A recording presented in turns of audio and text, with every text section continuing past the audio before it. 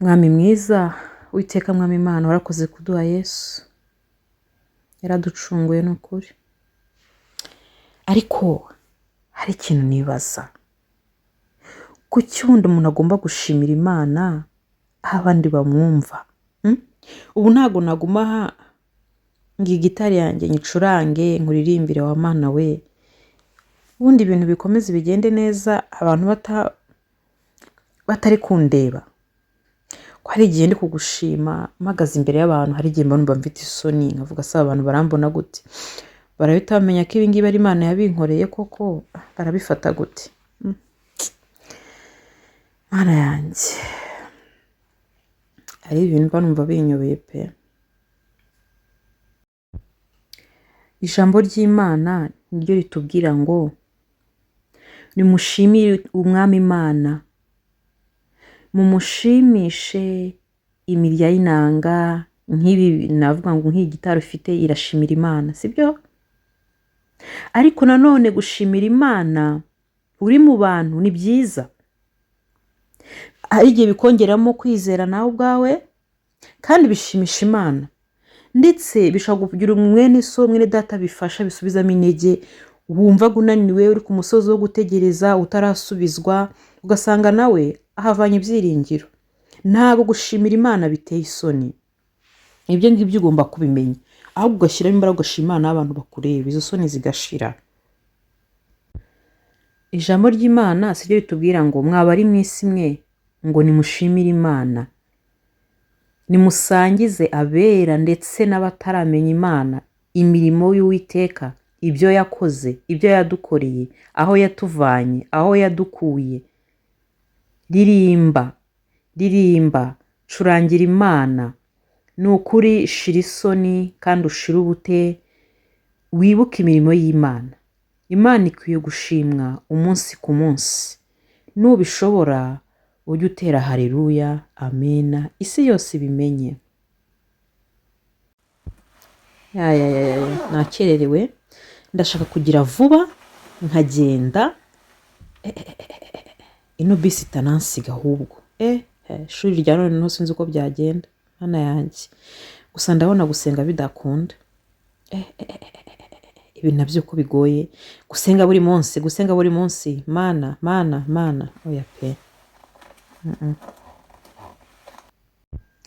Oya, wikibarirwa gusenga. Ijambo ry'Imana muri Zaburi 37 murongo wa 5 kwa 6 arambwira ngo ikoreze Uwiteka urugendo rwawe rwose, aba ari we wiringira. Umuntu ashobora kuva hano akagenda agahura na byinshi mu nzira, ariko igihe wasenze abamarayika b'Imana babana nawe. Ihangane rero ubanze usenge, ntushukwe n'umwanzi.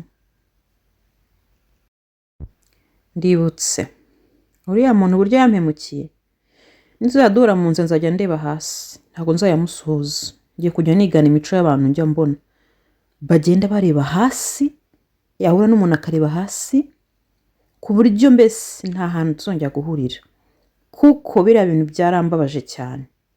Nubwo ndi umukristo ariko ntabwo nkwiye kwisuzuguza aka kageni, oya pe. Ntabwo nzajya muvugisha, nubwo duhura buri munsi ndareba hasi uyu munsi. Mwuka w'Imana ndumva nkebura, ariko oya pe. Mwuka w'Imana, ibihe twagiranye igihe naramyaga Imana nyishimira, nibyo bigiye kunyemerera kuba nahura n'uyu muntu nkamuramutsa, sindebe hasi, kuko nibutse iminsi mibi Mwami nkuramburira amaboko. Ariko reka n'uriya muntu amenye ko kuba umukristo byonyine bihagije kuba umuntu yababarira mugenzi we. Urakoze Mwuka w'Imana,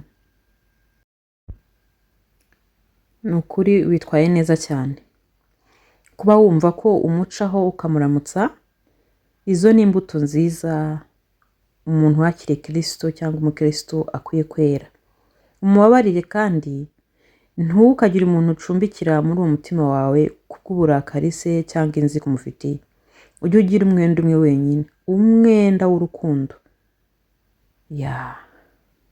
Ni ibyo ngibyo. Ndamubabarira, gusa numvaga ngiye kumwangisha n'inshuti zanjye zose, biriya bita mu nyangire. nari ngiye kuyishyira muri puratike, ariko nta kundi umwuka aranganje. Oya oya oya oya oya, munyengeri ntabwo ari nziza, kuko akenshi iyo urebye impande zose mwese muba mufite amafuti. Kwangisha umuntu undi ni bibi. Urakoze. Ndumva umutima ubohotse. Burya kugira umuntu ushyira ku mutima ukamurakarira birushya umutima w'umuntu.